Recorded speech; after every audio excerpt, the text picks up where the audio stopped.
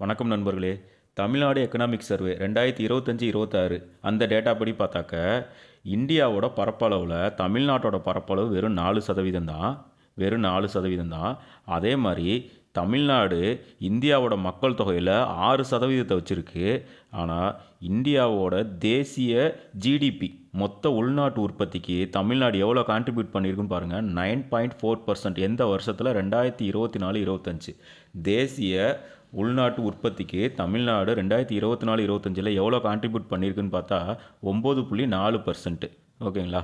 இது அடுத்தது current prices, தற்போதைய விலையில் தமிழ்நாட்டோட மாநில உள் உற்பத்தி ஜிஎஸ்டிபின்னு சொல்லுவாங்க. ஜிஎஸ்டிபியில் தமிழ்நாட்டோட வேல்யூ எவ்வளோன்னு பார்த்தாக்க 31.9 லட்சம் கோடிகள். 31.919 லட்சம் கோடிகள் 2024-25. அதுக்கப்புறம் க்ரோத் ரேட்டு, அதாவது வளர்ச்சி விகிதம், நாமினல் க்ரோத் ரேட்டுன்னு சொல்லுவாங்க. இது அந்த வருஷத்தோட விலைக்கு அவங்க கால்குலேட் பண்ணுறது. அது நாமினல் க்ரோத் ரேட் பார்த்தா 16% தமிழ்நாடு வளர்ந்துருக்கு. ரியல் க்ரோத் ரேட் அப்படிங்கிறது 11.2%. இதுதான் தமிழ்நாட்டில் இந்தியாவிலேயே ஹையஸ்ட்டு. ரியல் க்ரோத் ரேட் அப்படின்னாக்கா ஏதாச்சும் ஒரு இயரை பேஸாக எடுத்துக்கிட்டு அதை வச்சு கால்குலேட் பண்ணுறது. இந்த real growth rate, nominal growth rate பற்றி அடுத்த வீடியோவில் நம்ம விலாவாரியாக பார்க்கலாம்.